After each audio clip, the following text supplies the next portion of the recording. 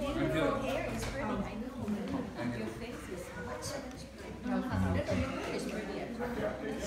So stay like that.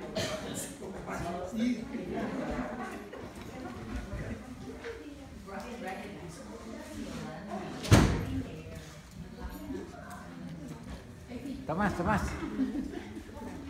Oh, udah.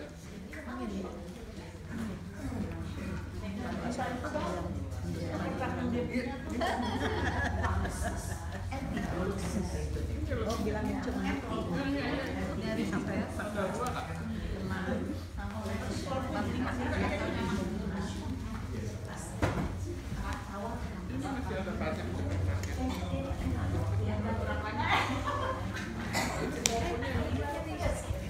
ada dong ya. Maju saja ntar pakai Dari jam 9 belum jam 10 udah dapat. saya kalau dari jam setengah 10 udah di mami. Terus maminya jatuh di floor di depan mobil. Saya nggak bisa angkat. Jadi kita si berdua Lenda nggak bisa angkat. Tadi udah mau telepon 911, udah dari sini nggak bisa, dari bawah nggak bisa. Jadi ada nggak? Ada orang lewat gede, saya panggil. Aduh dia angkat, dia angkat, dia taruh di hampir jam. Jadi kan mami terus ini kedengeran nggak? Belum menyala ya? Belum kalah.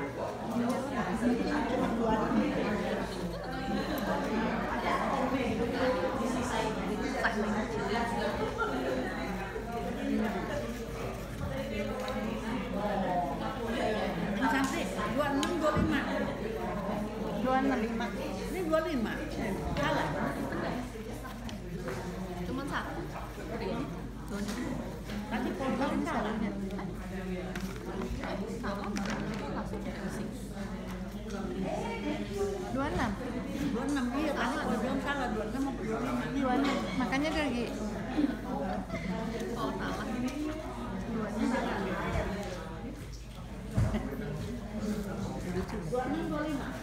26. Saya salah kasih. Okay, can you please check page 26 instead of 25? Salah. I just have my senior moments. kasihan. Okay, anyone else? Page 26 instead of 25. I think some of you 25. No? 26. Yeah? Page 26. Okay. Masih ada satu. Besok kan udah ada satu. Jumat juga.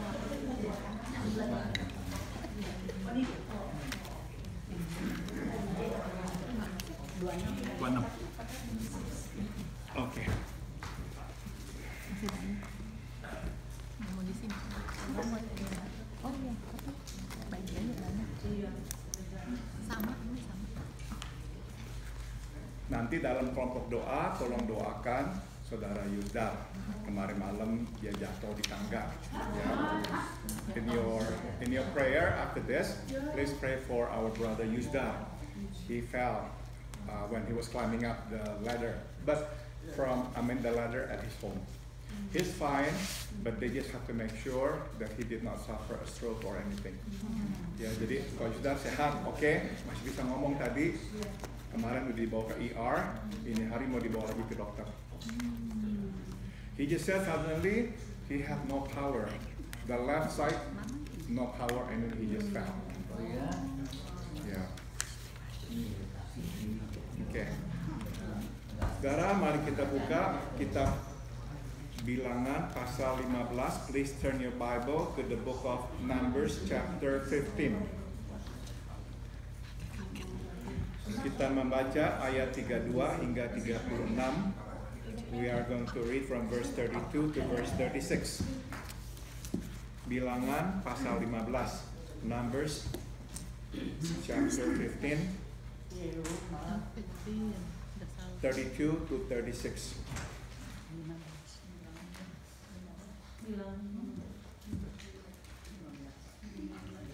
Oke, mari kita membacanya bersama-sama. 1, 2, 3. Ketika orang Israel ada di padang gurun, didapati mereka lah seorang yang mengumpulkan kayu api pada hari Sabat. Lalu orang-orang yang mendapati dia sedang mengumpulkan kayu api itu menghadapkan dia kepada Musa dan Harun dan segenap umat itu. Orang itu dimasukkan dalam tahanan oleh karena belum ditentukan apa yang harus dilakukan kepadanya.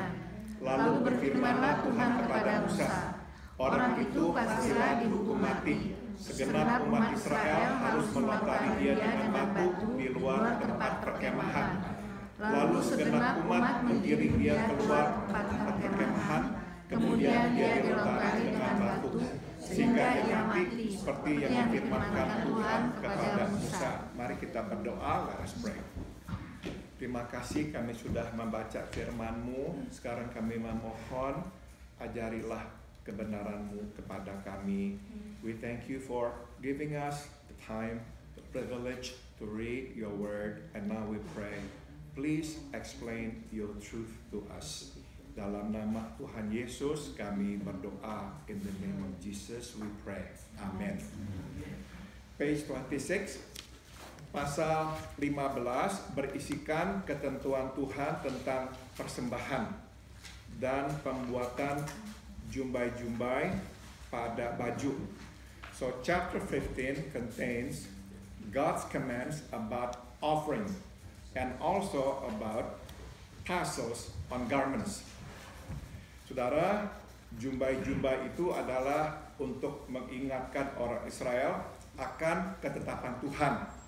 The purpose of having those tassels on their garments were to remind them of God's commands.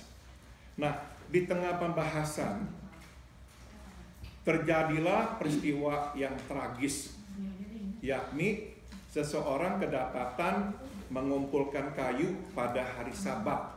Ya, so in the middle of this discussion of God's teaching them, suddenly something happened. Something very tragic. Somebody was caught collecting wood on the Sabbath day. Nah, hukuman yang dijatuhkan Tuhan sungguh berat.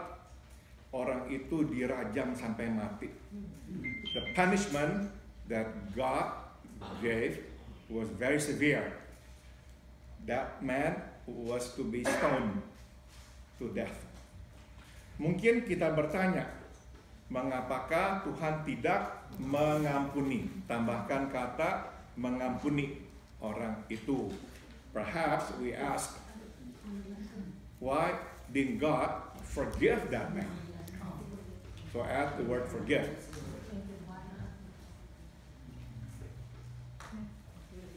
Atau mungkin kita bertanya, mengapakah Tuhan tidak menjatuhkan hukuman yang lebih ringan? Or perhaps we ask, why didn't God give him a lot less severe punishment? Nah, untuk menjawab pertanyaan-pertanyaan ini, mari kita perhatikan pasal 15 secara saksama. So to find the answer to these questions, let's look at chapter 15 more carefully. Setelah Israel berputar arah dan kembali ke padang gurun, hal pertama, tambahkan kata pertama, yang dilakukan Tuhan adalah mengingatkan Israel akan aturan persembahan. So after Israel turned around and returned to the desert, to the wilderness, the first thing that God did was to remind Israel of the rules or His commands about sacrifices. Ya. Yang menarik adalah Tuhan memulai pembahasan tentang persembahan dengan mengatakan, apabila kamu masuk ke negeri yang akan kuberikan kepadamu menjadi tempat kediamanmu.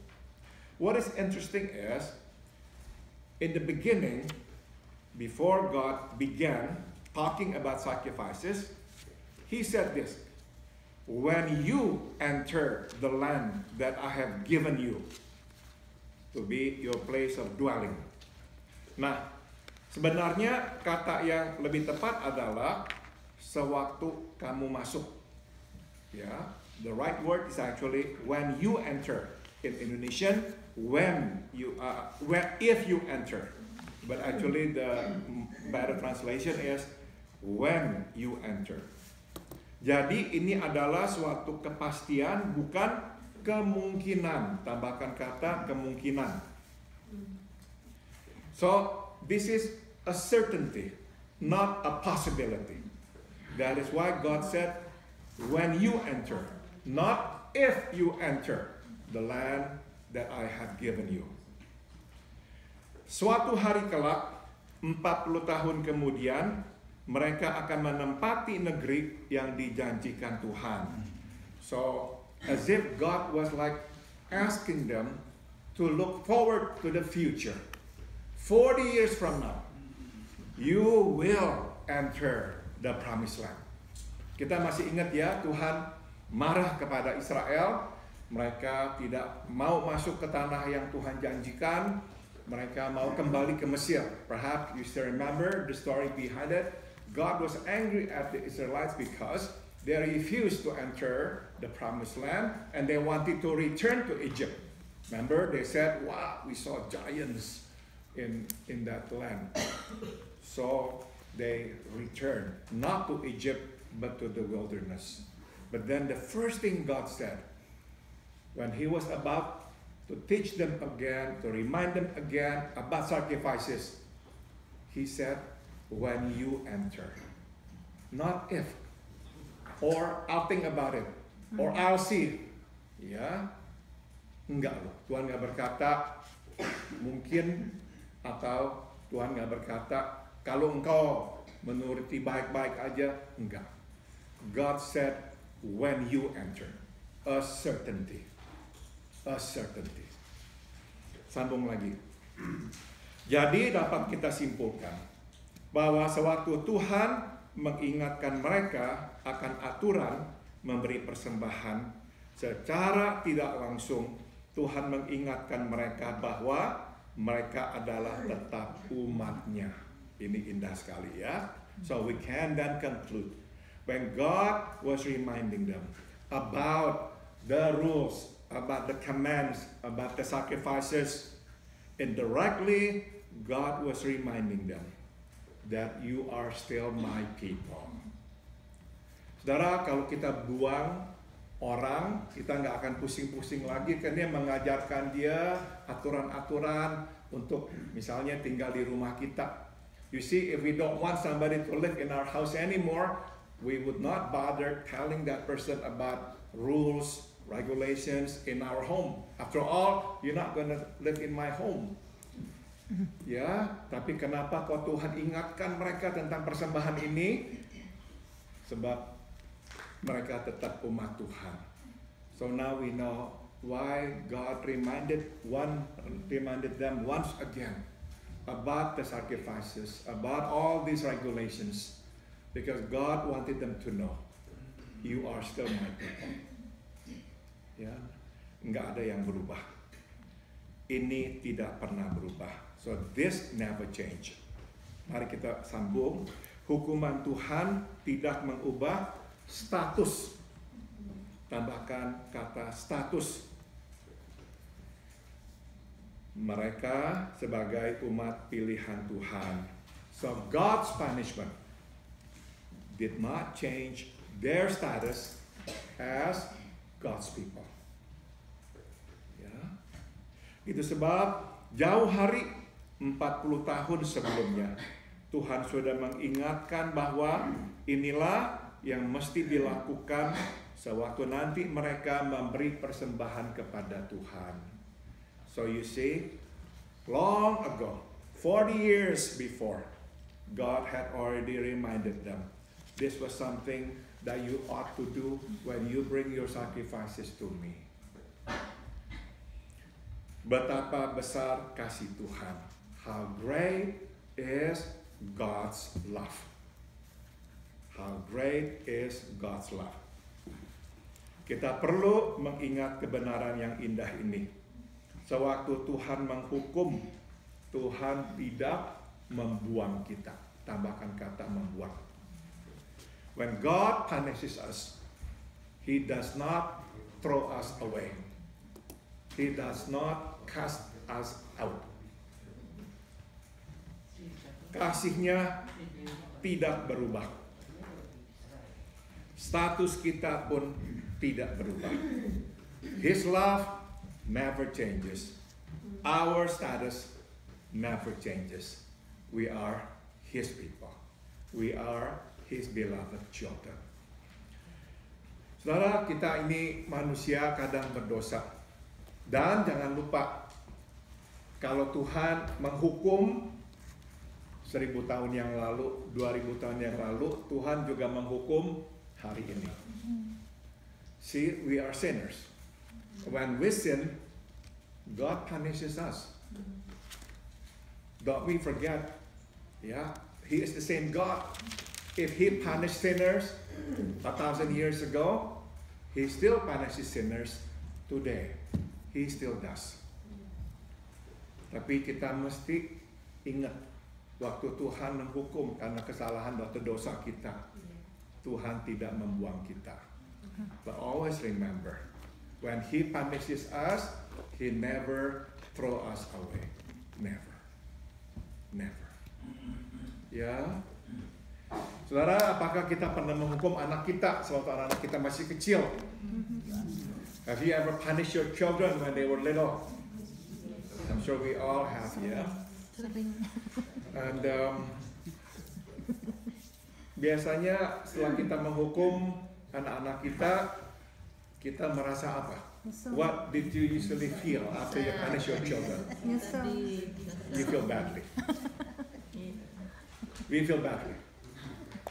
Dan apa yang kita lakukan waktu kita merasa, aduh, kesian, ya. What then you did? What did you do after you felt badly about that? Baik-baikin, betul sekali. We try to appease them. We try to talk to them, to be nice to them. Hey, you want cookies? Hey, you want this? You want that? Yeah. Now I know Peggy is sad because Peggy is thinking about Dylan, that little boy. Yeah. Saudara, seolah-olah ini yang Tuhan lakukan, as if that's what God did to Israel. After He punished them, He reminded them about the sacrifices and all these, so that they would remember that they are loved by God. They're still God's children. They're still God's people. Sambung lagi. Let's go on. Di kitab Keluaran dicatat secara mendetail aturan persembahan yang Tuhan tetapkan. In the book of Exodus, we have looked at it a long time ago. We could read the detailed rules, regulations about bringing sacrifices to God. Here, in this particular passage, yeah, God is not discussing it in details anymore. Di sini Tuhan tidak lagi menjabarkannya secara mendetail. Tuhan sekadar mengingatkan. Tambahkan kata mengingatkan. Ya, God was simply reminding them.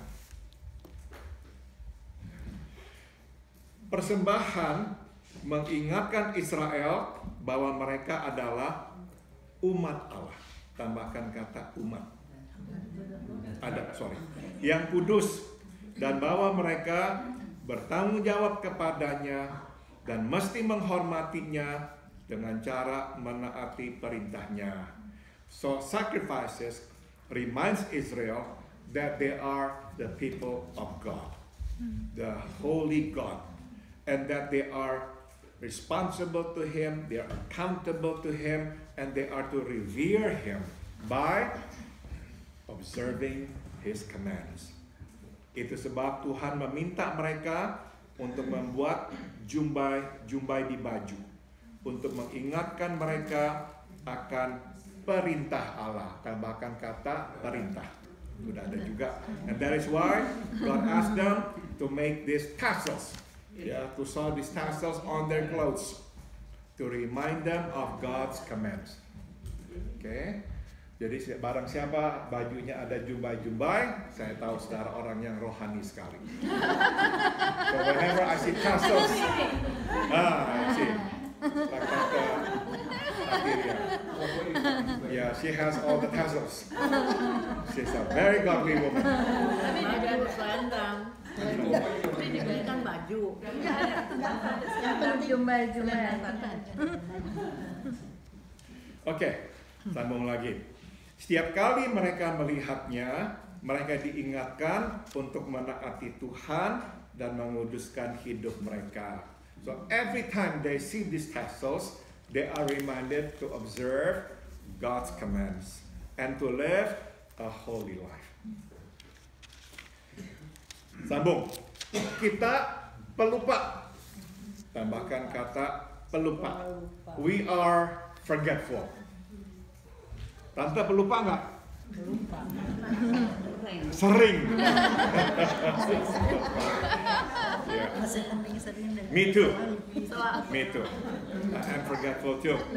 lebih dialah Paul dia bilang lebih sering lebih baik bagus sering daripada selalu. Oh iya. Oke, tidak mudah untuk kita mengingat hal baru, terutama bila hal baru itu berlawanan. Tambahkan kata berlawanan dengan kodrat alamiah kita. It is not easy for us to remember new things, especially if these new things contrary to our original nature.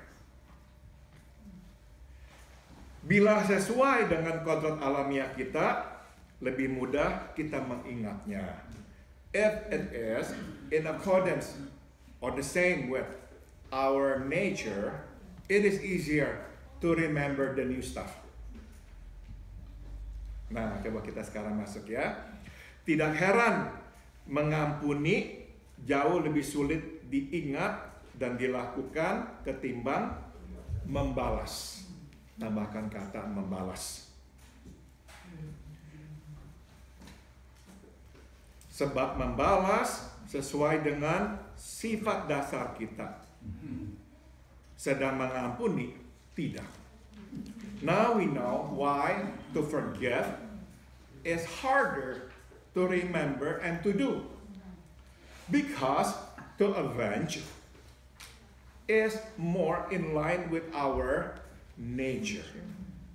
While to forgive is not actually in line with our nature. Saudara, ini yang kita sekarang lihat terjadi di Ukraina. And now what we are seeing in Ukraine. Ya, Rusia tengah menghukum Ukraina. In the eyes of Putin, it is punishing Ukraine.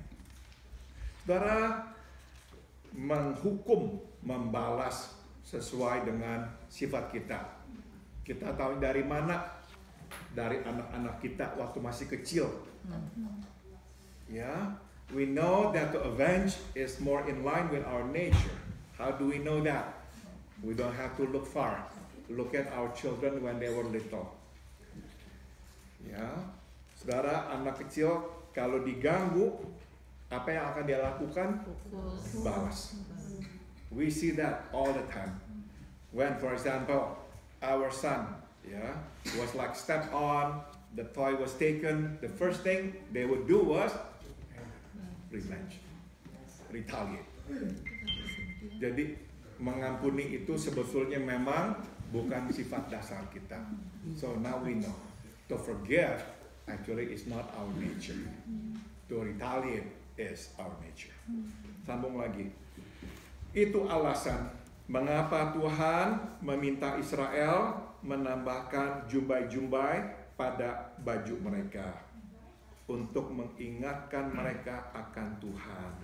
And that is the reason why God asked Israel to sew those tassels on their clothes. to remind them of God and His commands. Seolah-olah saudara mau balas, lihat itu jumbai-jumbai, nggak jadi. Ya, you feel like retaliating, and then you see those tassels. You change your mind. Gitu. You want to slap somebody around, and then you see those tassels, and then you stop because you remember. No. That's not what God wants you to do. Sambung lagi. Kita pergi ke gereja untuk berbakti. Tambahkan kata berbakti. Berbakti. Berbakti. Ibadah. Sekaligus untuk mengingatkan kita akan Tuhan. So we go to church to worship God, it is true. But at the same time, to remind us of God. Kita berdoa, memohon sesuatu kepada Tuhan, sekaligus mengingatkan kita akan Tuhan. Ya, we pray to ask something from God. At the same time, we are reminding ourselves about God. Kita membaca Alkitab untuk mengenal Tuhan, sekaligus mengingatkan kita akan Tuhan. We read the Bible to know God, at the same time to remind us of God. Jadi poinnya adalah hal-hal ini yang kita lakukan bertujuan pada akhirnya mengingatkan kita akan Tuhan.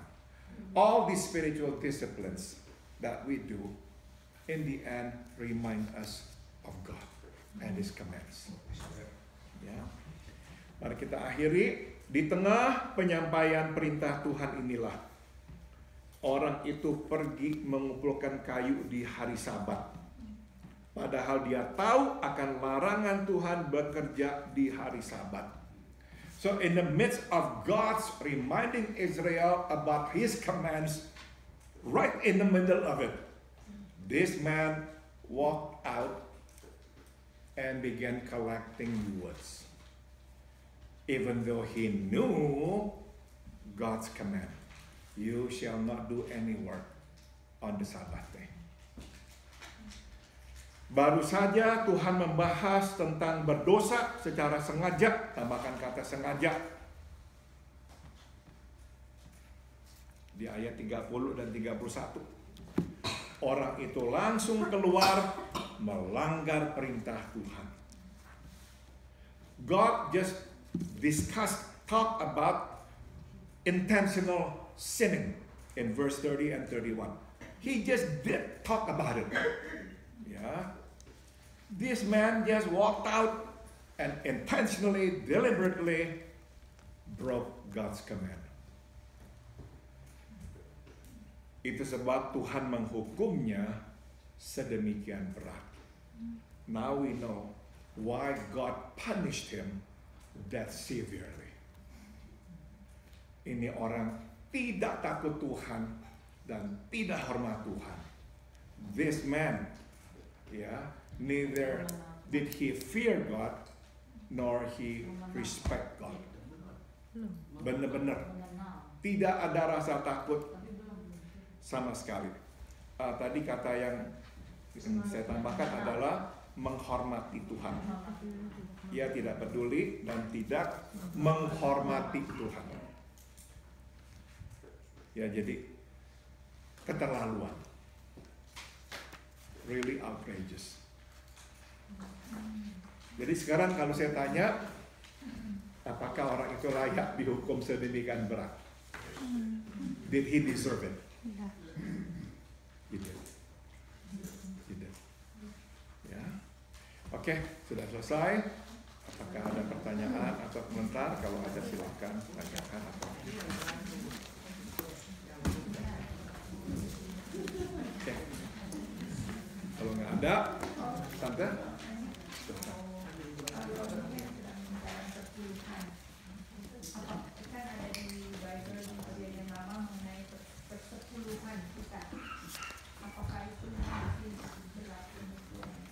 Good question about tithing. Are we still obligated to give tithing to God? Menurut saya, iya. Yes. Memang ada orang berkata tidak harus lagi sebab di perjanjian baru tidak lagi disebut-sebut atau diajarkan. Some people said no, you don't have to because in the New Testament you don't find that teaching anymore. It is true. It is true. Tapi saudara, sesuatu yang baik, ya, sesuatu yang baik dilakukan. Ya, something that is good is worth doing. So I think we should do it. Walaupun Tuhan tidak mengulangnya lagi di perjanjian baru, tetap kita lakukan. Ya, bukan karena terpaksa, tapi karena kita rela. Ya, we give to God not because we have to anymore, but because we want to. Ya, bukannya karena harus, tapi karena kasih. Ya, not out of obligation, but out of love. Jadi menurut saya tithing itu seenggaknya hitungnya begini saudara ya. Seenggaknya waktu kita memberi persembahan sedapatnya ya, ingat ya, jangan di bawah 1/10. So what we should remember is whenever we give to God, do our best not to be below the 10%. Saudara tahu nggak pendeta Rick Warren memberikan berapa banyak persembahannya? Persepuluhannya. 90%. Yeah, Rick Warren gave 90%. So what he did was, or what he does is what he calls reverse tithing. 10% for him, 90% for God. Dan dia melakukan ini sewaktu dia menjadi miliuner. Bukunya dibeli orang begitu banyak, ya, berjuta-jutaan rupiah, dolar. He became a millionaire because his books, sold by the millions. And then he just said, I'm going to do something about it. 90% I give back to God, 10% for me. Kedua, gaji dia selama 39 tahun kalau salah. Yang udah dibayar, dia terima, dia kembalikan. At the time he had served at Saddleback, I think for 30 something years. He paid back every cent. Ketiga, mulai saat itu dia tidak terima gaji lagi. From that time on, he refused to receive any more salary from the church. Keempat, mulai saat itu untuk pelayanan dia kemana-mana, dia akan pakai uang dia sendiri. From that time on, whenever he went and did ministry, he would use his own money. Nomor 5. Mulai dari saat itu, dia tidak akan mengubah gaya hidupnya. Rumahnya tetap sama, mobilnya tetap the old Ford truck. He decided not to change his lifestyle. He kept his house, he still does. He even kept his car. Sampai baru-baru ini, majelis gerejanya beliin dia mobil baru. He kept his Ford truck all these years until recently. The deacons of the church bought him a new car. Kita boleh belajar ya dari Rick Warren. Ya, emang itu contoh yang baik. It's a good example. Oke, mari kita masuk sekarang ke kelompok doa kita. Let's go in our prayer group. Bisa mati.